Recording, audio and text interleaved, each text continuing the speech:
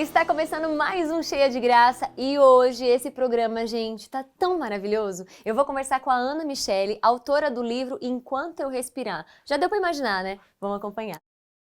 Gente, eu tô muito feliz, muito grata de estar com esse ser humano abençoado, porque assim, não queria falar pra vocês, tá? Porque agora vai começar a entrevista, mas o que eu já tô conversando com essa mulher, já tem um tempo, viu? Já estamos falando sobre várias coisas. Eu tô com a Ana Michele, autora desse livro maravilhoso, Enquanto Eu Respirar, e eu quero já agradecer por você me receber na sua casa, receber a nossa equipe, que estamos todos, seguindo todas as normas da Covid. E eu queria te agradecer muito e que você contasse um pouquinho da sua história, Ana, para que as pessoas te conheçam e depois a gente já começa a falar tudo que a gente vai falar, que hoje vai ser o programa Cheia de Graça. Babado. Babado da graça. Babado da graça. Bom, obrigada pelo convite, né? É sempre bom poder falar sobre o que eu vivo, não só sobre o que eu vivo, mas sobre o que eu tento entregar para a humanidade de coisas legais, enfim. Eu sou Ana Michele, tenho 38 anos. Que não parece, viu, gente? Ela é tão maravilhosa, cheia de graça, que eu falei pra ela, Ana, não é possível, não parece essa idade que você tem. O que você falou? Sou conservada na quimioterapia. Olha, né? vê se eu posso com isso. A piadinha que eu faço bastante, porque eu sei que eu não tenho, né, a cara. E até a gente já começa falando, né, o fato de que eu sou uma paciente de câncer, eu trato há 10 anos sem parar. Então, tem o estágio primário do adoecimento. E quando ele migra para outros órgãos, então você passa a fazer parte de um tratamento contínuo. Então, eu não tenho a possibilidade de cura diante do que a medicina oferece hoje. Claro que eu estou falando dessa cura garantida, biológica, né? Por mais que eu me identifique com um milagre, com curas espontâneas, com tudo isso que a gente pode viver, diante do que a medicina oferece, talvez eu não tenha essa possibilidade. Então, eu faço um tratamento paliativo. Eu faço quimioterapia, já fiz mais de 100 sessões de quimioterapia. Hoje, né, eu tenho o benefício de estar com uma doença um pouco mais estabilizada no meu corpo. Então, eu faço quimioterapia diária, que são comprimidos, né? Eu tomo 6 comprimidos por dia. E uma vez por mês eu tenho que fazer uma imunoterapia no meu catéter aqui, né, que eu tenho implantado. E esse é o meu tratamento atual. Quando ele falha, né, quando a doença aumenta, eu tenho que trocar de tratamento. Aí pode ser uma quimio na veia, posso perder o cabelo, pode ser que eu não perca, né? Eu já fiquei careca 2 vezes, mais ou menos. E agora tá com esse cabelão. Porque eu tô já há 3 anos, quase 4 anos, fazendo tratamento oral. Então, como a medicina ela evoluiu bastante, a ciência, né? Acho que as pessoas questionam muito a ciência, mas para mim é o dom divino, porque se é criada pelo homem, e o homem é uma criação do divino, então é óbvio que ele capacita o ser humano a entregar essa ciência que nos ajuda a viver melhor, por mais tempo. Então eu sou muito beneficiada porque tem drogas atualmente que fazem você não perder cabelo, não ter aqueles sintomas e que as pessoas estereotipam, assim, né? Então é muito curioso que às vezes as pessoas olham para mim e elas não sentem compaixão. Então é incrível que eu acho que é algo que a gente tem que investigar na gente, né? Se a gente sente compaixão por uma aparência, né, uma pessoa que está extremamente debilitada, está na cama, aí você sente alguma solidariedade por ela. Uma pessoa que se apresenta dessa forma. E eu faço um tratamento moderno, mas que me causa um monte de efeito colateral. De vez em quando eu estou internada, de vez em quando eu preciso parar o tratamento porque a minha imunidade está baixa. Eu tenho as mãos escurecidas, então é sempre descascadinha, porque eu tenho um ressecamento intenso nos pés, né? Então, cada quimioterapia te entrega um efeito colateral diferente. Então, são muitos sofrimentos, né, que a gente enfrenta ao longo desse tratamento e nem sempre a gente é respaldado por uma solidariedade, uma compaixão que as pessoas acabam esperando sempre que você tenha uma aparência muito debilitada. E não, né, tem muito paciente vivendo com câncer, vivendo bem, vivendo uma vida muito mais inteira do que a maioria dos saudáveis que eu conheço. E olha que engraçado ela falar, né? Incrível, porque às vezes a gente se depara com tantas pessoas que a gente não sabe das doenças internas que ela tem, né? Não só doenças físicas, mas doenças emocionais, espirituais, e a gente julga pela casca. Ah, imagina, tá reclamando de barriga cheia, não é? Então, fazendo um comparativo que a gente tá sempre julgando. E como a gente tem que estar se policiando sempre nessa questão de não julgar o outro, porque a gente tá, na verdade, falando da gente, né? Todas essas vezes. Eu acho que é um exercício muito bonito, né, de se fazer nessa prática do autoconhecimento, não só para quem está doente, acho que é para quem está vivo. É aprender a se reconhecer enquanto um ser humano que é dotado de luzes e sombras E eu não quero fazer esse clichê do luz e sombra, mas Mas isso, não deixa de ser isso, real. né? Então, quando você realmente se conhece, você entende o que você precisa curar dentro de você, você, de repente, olha com um pouco mais de compaixão para as outras pessoas, porque você entende que a gente está numa grande enfermaria, assim, né? Todo mundo tentando se curar de um jeito. No final das contas, De alguma coisa. até a pior pessoa que você conheça, ela tá querendo ser feliz, né? Mas ela tá confusa, E todo entendeu? mundo tem os dois lados, o bom e o mal. A gente alimenta aquilo que a gente quer, né? Exatamente, é sempre uma decisão, né? E óbvio que tem doenças da mente, né? A mente aprisiona muitas pessoas por motivos fisiológicos, por doença, ou por uma decisão de realmente querer viver só nesse ambiente muito mental mesmo. E a mente sabota muito a gente, porque a mente é dotada de um superego ali defensivo, em que a gente é sempre o melhor, o maior, e o correto, e o verdadeiro, e o que detém a verdade absoluta. Então a gente se sente muito à vontade para julgar os outros. E hoje, né, com tudo isso que eu trabalho com pacientes, eu dou aulas quase que diárias para médicos, para profissionais da área de Trabalho saúde. lindo, gente, muito lindo. Então eu sempre falo para eles, né, que eles têm que aprender a entrar num quarto de um paciente, ou estar diante de um paciente, e praticar a maravilhosa arte do não conhecimento. Então você olhar para aquela pessoa e falar, eu não sei nada dela. Tipo, esvaziar a mente mesmo. Que é muito comum que você olhe para um paciente e você já julgar, tá dando chilique, frescura, oh, nossa, meu Deus, tá morrendo. Quem então vê pensa que tá desse jeito, você já não entra. sabe. E a gente faz isso o tempo inteiro. A pessoa, tipo, você não pratica o não conhecimento, entendeu? Então você entra, Aí você já vai pro você já julgamento, vai né, pro julgamento e você já toma muitas decisões na sua cabeça. Exatamente. E você não ouve a pessoa, assim, o que ela tá te dizendo, como você tá interpretando aquilo, né? Então, quando a gente entender que você vê o mundo de um jeito, eu vejo o mundo de um jeito, cada um vai ver de um jeito. Então a gente tem que ser o não conhecimento, eu não conheço o seu mundo. Me mostra o seu mundo. E tá aberto mesmo, né? Ouvindo realmente esse mundo que é só a pessoa que vai te falar. Você vai saber só através do que ela vai dizer. Isso pra mim é praticar uma comunicação compassiva, né? Com você realmente tentar ser compassivo com as pessoas, né? E você falou da mente. Como que você trabalhou a sua mente nesses 10 anos? Você acha que você mudou? Ou você já tinha uma mente muito firme e você foi aprimorando isso? Como que foi desde quando você recebeu o diagnóstico e você falou? Porque eu sinto que você é uma pessoa muito leve, que você tira, assim, sabe, de letra. Mas isso é o que eu tô vendo de fora. A gente não sabe aí dentro como que as coisas estão. E até a questão da sua mente foi também. Foi um trabalho, sabe? Não vou pagar aqui de muito resolvida, porque é um trabalho contínuo, constante. Um dia de cada eterna vez, vigilância, né? Sabe? Eu acho que eu tive uma infância, uma adolescência em que eu tinha muito desassossego, eu tinha muita coisa que eu questionava. Então eu sempre fui uma criança questionadora, uma adolescente questionadora, que eu queria entender o porquê, o pra quê, pra onde, o que significa isso, quem são as pessoas, por que as pessoas são más. Então eu sempre tive um desassossego. E eu acho que até o que a gente estava conversando, né, quando a gente se mostra demais, quando a gente tenta ser verdadeira demais, né, inteira demais, você sofre muito julgamento também. De todos os né? lados, De né? todos os lados.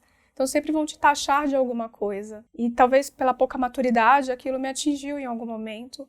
E eu achei que eu precisava caber nessa sociedade que me julgava tanto.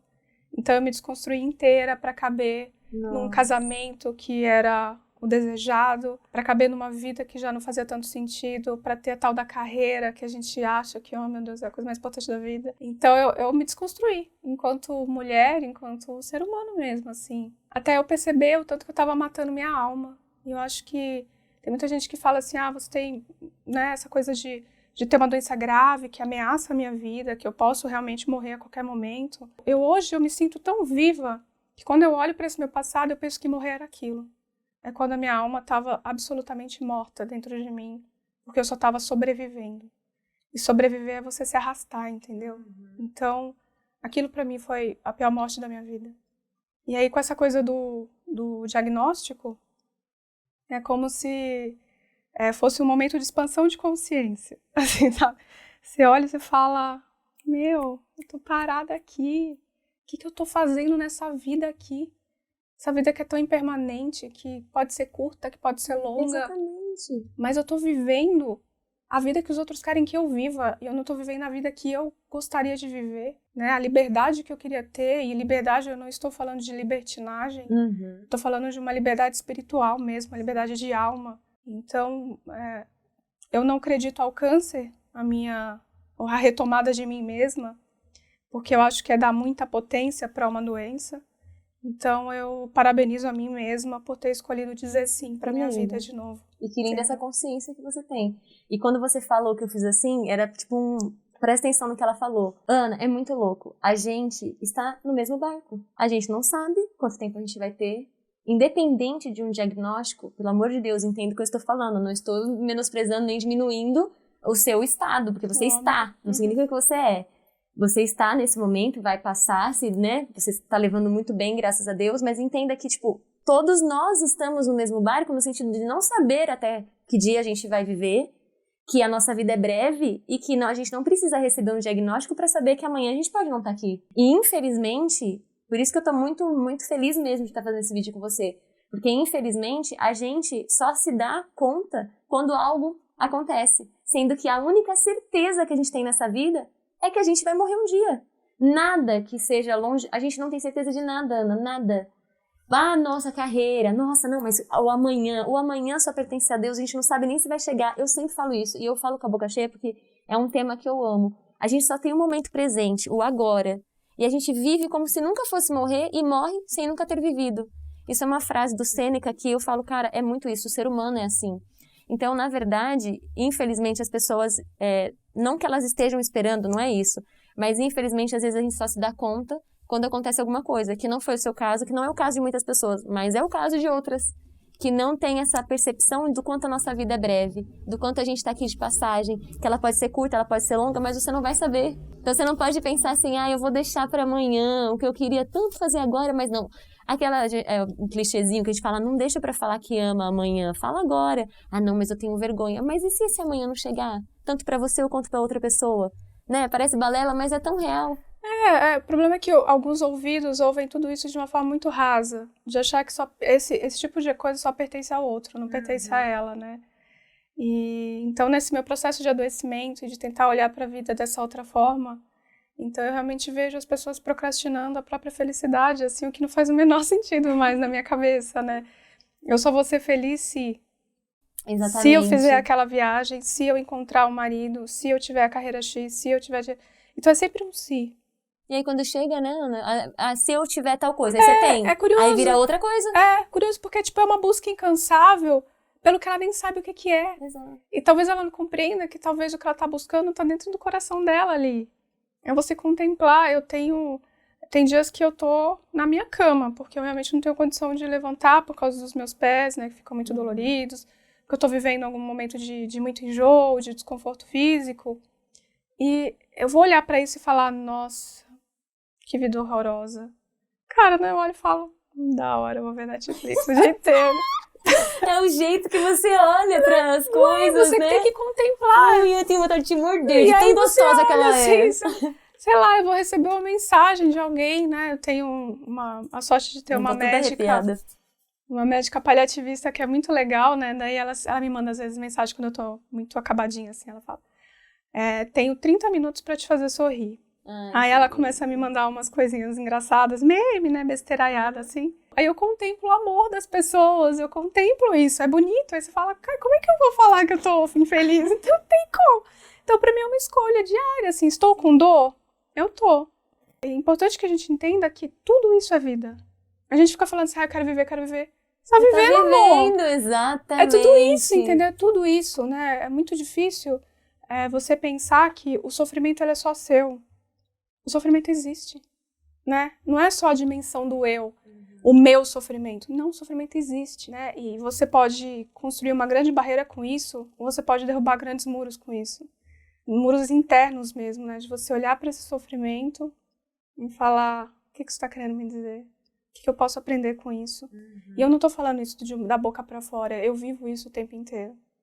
Nos meus maiores sofrimentos, né? De ter tido Covid, do medo que eu senti, de uma coisa que eu já estava tão adaptada ao câncer, quando veio uma outra coisa misteriosa, falei, beleza, agora a batata assou de vez mesmo, que já fiz testamento vital, já resolvi minhas coisas. Eu falei, eu não sei o que vai acontecer, entendeu? Você teve medo, Ana? Já, óbvio, né? Porque era muito misteriosa. É uma doença ainda que... Ainda é, né? Porque a gente não sabe, tem variante, não sei o que lá. E eu tava tendo vários sintomas, eu não precisei ir para o hospital, não precisei ser entubada. Eu fui cuidada com home care aqui na minha casa, que eu já tenho já uma estrutura que me atende.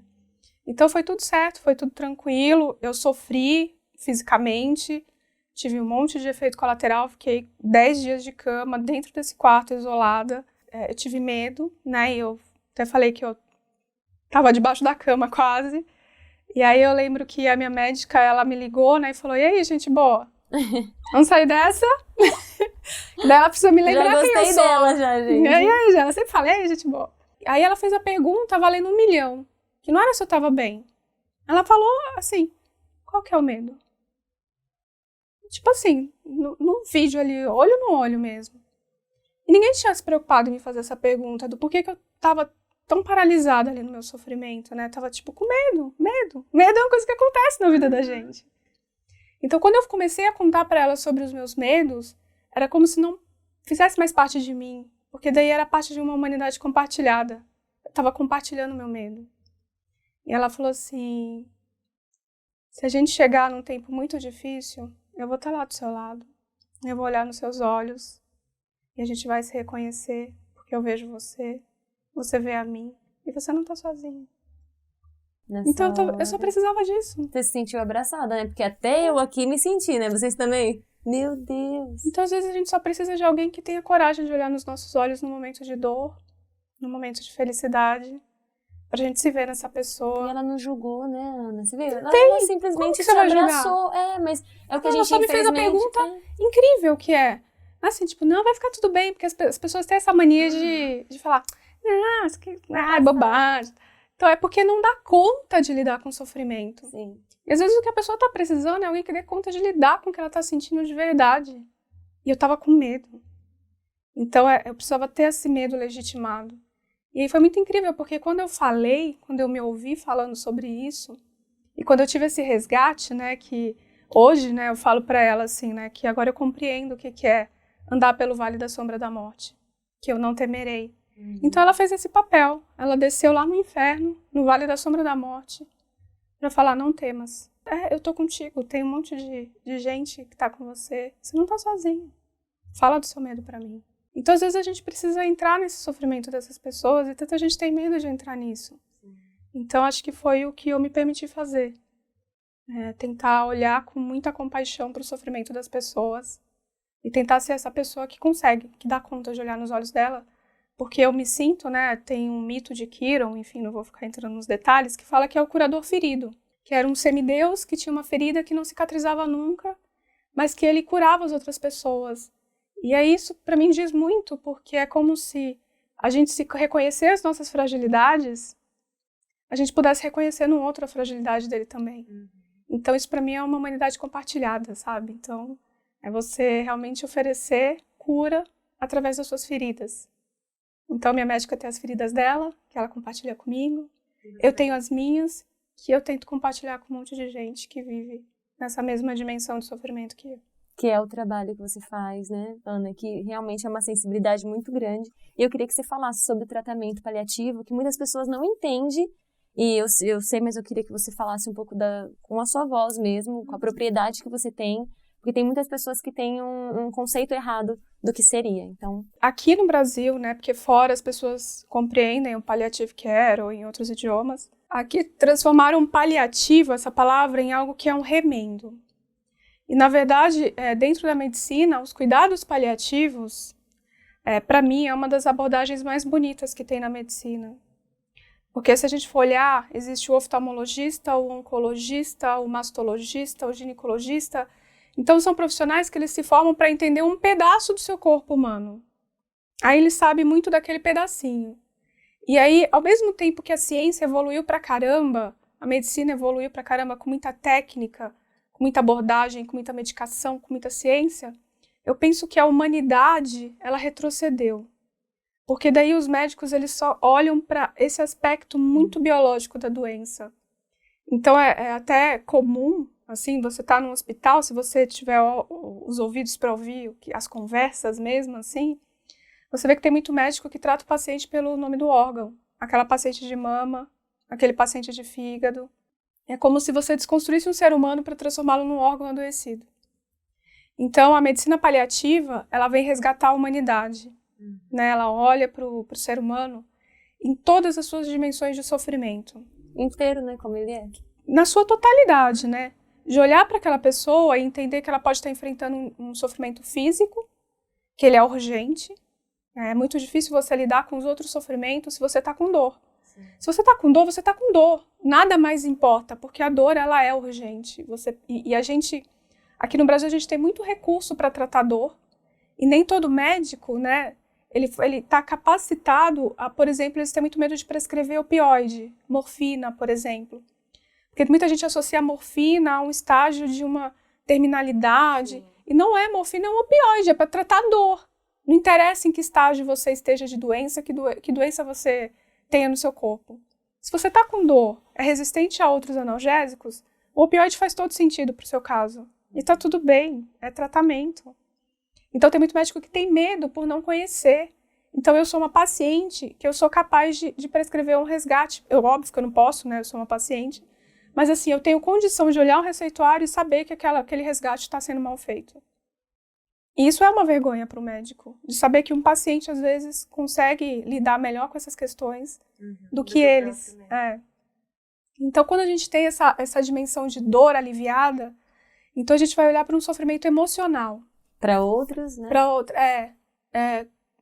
eu lido com muitos pacientes que estão enfrentando, a maioria das vezes, um desafio mais ali de fim de vida e, né, um sofrimento maior, assim. E quando eu lido também com pacientes ambulatoriais que estão como eu, né, que ainda tem uma vida normal dentro da nossa condição, e eu pergunto para eles assim, tá bom, mas o que está doendo de verdade? Vai para outras camadas, né? Aí é muito difícil essa pessoa me responder que é só o joelho que está doendo. Ela vai me dizer, aí ela já vai desabar. Ela vai falar, eu tô com medo de deixar os meus filhos. Eu tô com medo da minha mãe morrer, não sei como é que vai ser minha vida sem minha mãe. Ou como é que eu vejo meu filho lá na cama, adoecido. Ai, nossa, eu vivo uma relação abusiva. Ai, eu tô sofrendo porque eu tenho medo de morrer, eu não fiz as coisas que eu quis. Entende? Então, muitas vezes o que dói na pessoa não é o físico. Sim. E é impossível você tratar uma pessoa, ir lá e falar, toma aqui a sua quimioterapia, agora você que lute aí com as suas questões. Se a pessoa às vezes está fazendo o melhor tratamento possível e ela está deitada numa cama, sem vontade de nada, porque ela não tem o seu emocional, né? As pessoas não estão conseguindo entrar no medo delas, né? De fazer com que elas falem sobre esse medo para resgatar essa pessoa de um sofrimento emocional que ela está tendo. E os médicos não fazem isso, né? Então, e muitos deles ainda não encaminham para quem saiba fazer. Sim. Ou tentam olhar para essa pessoa e dizer, olha, busque uma ajuda, né? Acho que você está precisando de uma orientação. Então, e é importante, né, que as pessoas saibam que o cuidado paliativo, ele é dedicado a pacientes que têm uma doença grave que ameaça a continuidade da vida. Então, para você entrar dentro desse âmbito do paliativista, das equipes multis de cuidados paliativos, é essa condição, né, de você ter uma doença grave que ameaça a continuidade da vida. Ela sendo incurável ou não. Na maioria das vezes são doenças incuráveis, né, que são mais ameaçadoras. Mas você estar nesse limiar aí do sofrimento, entendeu? Sim. Da morte ou de algo muito definitivo ou uma doença degenerativa, por exemplo, Alzheimer. Então, todos esses pacientes são elegíveis a um paliativista. Que vai cuidar de todas essas dimensões. Camadas, então, né? Quando a gente fala depois do emocional, a gente vai falar do espiritual. O espiritual é importante que a gente fale que eu não estou dizendo religião. Sim. Não tem a ver com religião. E o nosso Cheia de Graça é justamente sobre isso mesmo, sobre a espiritualidade em si, não sobre a religião. Exatamente. Vai ter gente que vai Deus, ou é ateu, ou não acredita em nada, mas é o que esse sofrimento espiritual traz para essa pessoa. Quando a gente está falando de câncer, é curioso porque a gente é muito atacado pela religiosidade quando a gente está doente. Sempre vão falar para você o que você fez de errado. Será que não é castigo? Você ouviu isso? Muitas vezes. Precisa de mais fé, é o que a gente mais ouve, assim. É o clássico da oncologia. Tem que ter mais fé. Se eu abrir meu Instagram nesse minuto, vai ter gente me mandando ter mais fé. Que eu vou ser curada em nome de Jesus. E como que você lida com isso? Eu entendo que não é sobre mim, entendeu? Tipo, eu É o que a gente tô falou lá muito atrás, bem, né? tô muito bem estruturada nessa dimensão espiritual para entender que Deus tudo é. Eu não preciso negociar com Ele. Então, se eu falo que né, seja feita a tua vontade, a gente fala isso o tempo inteiro, né? Seja feita a tua vontade, mas querendo que seja feita a nossa, entendeu? Exatamente. Então é muito contraditório que as Muito. pessoas... É o confiar não confiando, né? E até nos meus questionamentos, né, ao longo de todo esse processo, eu falava, quem sou eu, sabe? Jesus Cristo, o cara, sabe? Ele sofreu. Ele morreu jovem. Será que ele não tinha fé? Nossa. No último momento dele lá, ele falou, por que me abandonaste? Ele questionou também. Ele teve medo. Isso também diz pra mim de um medo. E o quanto ele foi julgado também, né? Por ser tão diferente lá Você, e sustentar um cara a sua que falava de amor e tudo, que autenticidade. foi crucificado. Uhum. E as pessoas falam assim, morreu pra te salvar. Não, querido, ele morreu pra te mostrar que você é ancestral das pessoas que matam as outras que falam de amor. Então esse é um lembrete, assim, de humanidade, entendeu? Então eu falo, quem sou eu pra ficar negociando, entendeu? Assim, nem o cara, tipo, meu, faz aí. Então pra mim, fé é isso, é estar à disposição. É confiar, né, Ana? Confiar mesmo. Estar à disposição. Mesmo com medo, sem medo, mas confia. Estar à disposição pode ser que venha o que você não quer. Mas você tá à disposição, você fala, tá bom, manda aí. É isso? Aí eu faço as minhas questões. O que você tá querendo me dizer? O que eu posso aprender com isso? Que faz parte do autoconhecimento, né? Que Do você autoconhecimento, trabalha... pra mim, eu chamo isso de cura. Cura da alma mesmo, assim. Porque eu nunca saí de nenhum sofrimento sem alguma grande lição de humanidade. De entender a minha vulnerabilidade, de entender que eu sinto medo, de entender que eu sofro, de pensar que talvez a minha mãe perca uma filha tão jovem. Então eu tenho os meus sofrimentos, eu sofro porque eu não posso ser mãe, né? Eu não posso gerar, enfim. Então eu tenho as minhas questões e sempre que eu passo por uma dor muito grande, eu tento olhar para mim e falar, tá bom, como é que eu lido com isso? Tá bom, não posso, tem essa, né? A minha mãe, eu tô tentando ser a melhor filha possível para que ela carregue de mim só o que é bom, no momento que talvez ela precise desse recurso de lembrança, de entender que ela foi a melhor mãe também. Então é o que eu posso fazer, é o que tá dentro da minha dimensão. Agora é cada um que vai ter que lidar com as suas questões também, né? E como eu tô tentando lidar com as minhas.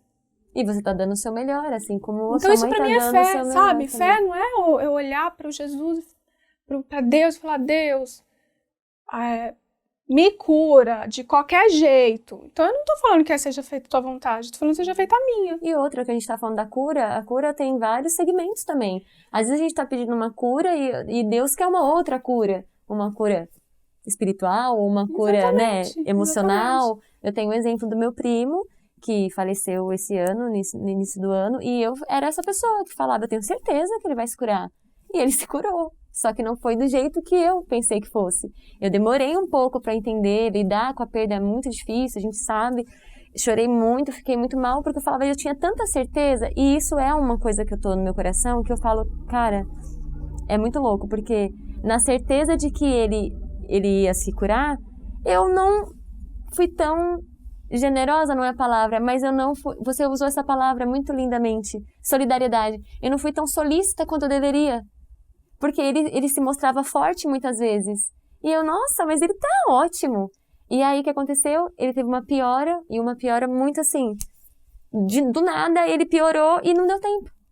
Não deu tempo de eu perceber que ele estava realmente ruim, né? Tipo, a gente sabia que ele estava com uma doença grave, a gente sabia, mas a minha certeza era tão grande de que ele ia se curar, que eu, imagina, não, tenho certeza.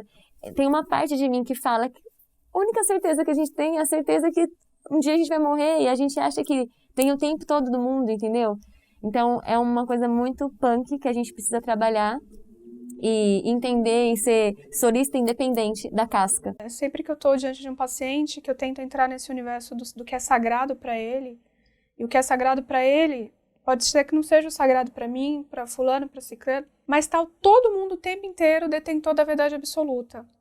Eu até brincava com a minha amiga, né, a quem eu dediquei o livro, a Renata, eu falava assim, mana, estamos ferrada, porque se a gente tiver que agradar todo mundo, a gente vai ter que ser da macumba, ser crente, batizar, Aham. ir na missa, mergulhar em rio indiano. Cara, o que a gente vai fazer da vida? Você agora? sempre vai desagradar alguém, vai agradar alguém, então Todo mundo. tem que assim, tentar isso. não, gente. eu detenho a verdade absoluta. E a única verdade, o que é absoluto pra mim é Deus, independente do nome que se dê a ele. E o amor, né, Ana? Porque, Isso, tipo, se você não. Se você ama, gente, isso é uma coisa que eu tenho muito forte no meu coração. Se você ama todos os mandamentos e todos os ensinamentos, você já tá cumprindo. Fica Porque quem óbvio. ama não faz uma série de coisas. Mas a gente tá falando do amor de verdade, que é o amor sem esperar nada em troca, que é difícil pra caramba, que às vezes a gente ama só quem ama a gente, né? É difícil a gente amar quem não ama. Mas se a gente seguir realmente o que Deus nos deixou, Jesus sempre falou amar, amar, amar. Se a gente ama, a gente não julga. Se a gente ama, a gente não condena. Porque eu amo você pelo simples fato de você existir, ser quem é. Na sua individualidade, com as suas coisas, independente se você concorda comigo ou não concorda comigo. Entendeu? Mas aí eu vou amar só se você concordar comigo. Porque se você não concordar, não gosto mais da Ana. Então é muito louco isso. Então, e aí é muito mais louco ainda, porque se a gente tá falando de uma dimensão espiritual, e algumas vezes entrando ali pro religioso, que prega esse amor, que prega, independente da doutrina, sempre tem um grande avatar, né? Sempre tem um iluminado que representa, alguém que representa ali uma ética, uma coerência, uma compaixão, um amor absoluto, né? Um equilíbrio profundo que para mim diz de uma pura luz, de Deus mesmo, assim. E essas pessoas, quando elas estão diante de um sofrimento de alguém, o que elas têm para entregar para essa pessoa é a verdade absoluta delas, assim, elas não têm ouvido para ouvir. E muitas vezes o que elas entregam para essa pessoa você precisa de mais fé. Ai, Ana, que foi o que você passou, né? Então você entende que tipo, isso machuca profundamente, independente da espiritualidade que a pessoa tenha, se ela tem religião ou não. Não, e a se ela é cobrança, ateu. né? Você já tá com uma doença, você tá com um diagnóstico, e aí vem o ser humano e ainda te julga, e ainda te condena, e ainda te culpa, porque talvez você esteja nisso, porque o que você fez, exatamente. o que você aprontou, porque isso aí você tá pagando algo que você fez. Você acha que Jesus é assim? É louco, né? Eu falo assim, tipo... Que ele vai te condenar? É engraçado, porque a gente sempre fala assim, né? Deus nos criou a imagem e semelhança dele. Que é o que eu acredito que a gente é em essência, né? Essa imagem e semelhança de uma divindade mesmo, de uma pura luz, de uma pureza muito grande, muito profunda. Então, por isso que a gente está falando, que para mim, eu realmente acredito que, essencialmente, as pessoas são capazes de ser bondosas, elas são capazes de amar, elas são capazes de ser generosas, capazes de ser éticas, porque a gente é a imagem e semelhança dele. O problema é que a maioria das pessoas, ela cria um Deus à sua imagem e semelhança. Então é muito curioso quando você vê até na internet lá, né, aqueles debates enfim, tem muitos religiosos que se metem em alguns debates que de repente nem lhe cabem muito. E aí elas criam deuses vingativos, sim, porque é delas, entendeu? É ela. É isso que eu falo, você tá pagando, mas Jesus Outro dia eu li uma coisa muito bizarra do Paulo Gustavo, eu me dei o desprazer de ler os comentários. E aí um dos primeiros que eu vi lá era alguém falando assim, bem feito, vai morrer no inferno por ser homossexual e tudo mais. Aí eu falei, de que Deus ela tá falando? Porque não faz sentido pra mim. Nossa, olha isso, eu fico toda arrepiada, gente, porque não faz sentido. Ainda existe isso. Se a gente tá falando de um amor absoluto, o quê? Do que você tá falando? Que Deus vai condenar alguém por uma escolha que ele faz... Onde? É preciso que as pessoas entendam que tem um pedaço da Bíblia que a maioria é metáforas, que você tem que mergulhar muito profundamente para você compreender. Que a gente está falando de um amor e você tem que compreender de que forma essa Bíblia também foi escrita, que era para tentar deter os padrões culturais da época, né? Por isso que a gente raciocina as coisas mesmo, né? Por isso que eu sou tão questionadora. Então, como é possível alguém falar que é um servo de Deus, que ama Deus, e você não é capaz de ser a imagem e semelhança dele? Você quer que ele seja a sua imagem e semelhança. Ir contra o que próprio Jesus falou pra gente, né? Então você culpa, você julga, você... Então, estava até comentando com os médicos ontem que, curiosamente, os meus haters, assim, eu não tenho muita gente que... Até porque eu não me exponho muito, né? Eu tenho um compromisso comigo de entregar no meu Instagram texto e reflexão, porque eu acho um saco fazer propaganda, não tem a ver comigo, não é o meu rolê, eu não tô nessa para ser uma blogueirinha, né? Eu tô tentando que as pessoas leiam, se identifiquem com alguma coisa e que aquilo faça elas, de repente, por um minuto, pensar na possibilidade de dizer sim a alguma outra coisa dentro dela. E Mas sempre quando é um comentário mais ardido, sabe, que tem uma pegada mais seca, assim, são pessoas religiosas. Isso não faz o menor sentido pra mim. Sim. De falar, você só tá assim porque você não tem fé. Por que você vai falar isso pra mim? E aí é óbvio, não, a mim não me atinge mais, porque eu já tenho isso muito bem trabalhado em mim. Eu falo, ela não tá falando de mim, tá falando dela. Uhum. Porque eu você tô falou muito isso em paz. nos bastidores, que se a flecha passa reto, Passa reto, porque porque ela sabe não quem vai, ela é. eu não vou me identificar com essa fala, porque eu tô muito em paz com o que eu acredito como sendo fé, é a minha disponibilidade para estar viva e receber o que o universo, Deus, no qualquer nome que vocês queiram dar aí, mande pra mim. Tá tudo certo, entendeu? Tudo certo. Se é pra ficar na merda, eu fico. Se é pra ficar bem, ficar triste, eu fico. Eu recebo tudo e tento entender o porquê isso tá acontecendo. Sim. E deixando com o outro que é do outro, né? Que bom que Mas você tem essa... é preciso que a gente entenda que nem todo paciente tem os recursos que eu me permiti ter.